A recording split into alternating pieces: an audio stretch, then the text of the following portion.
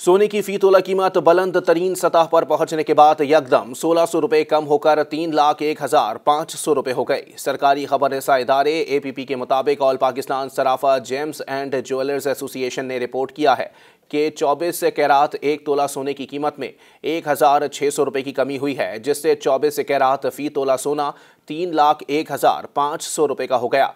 इसी तरह 24 कैरात 10 ग्राम सोने का भाव भी 1,372 रुपए नीचे आ गया और उसकी कीमत 2,58,487 रुपए रिकॉर्ड की गई।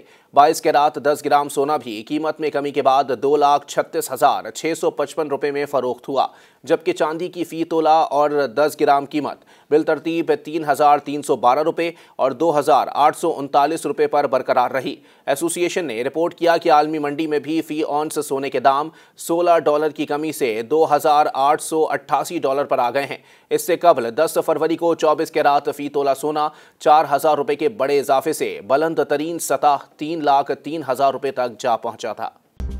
मज़ीद न्यूज़ अपडेट्स और डिजिटल स्टोरीज के लिए सब्सक्राइब करें डॉन न्यूज़ पाकिस्तान।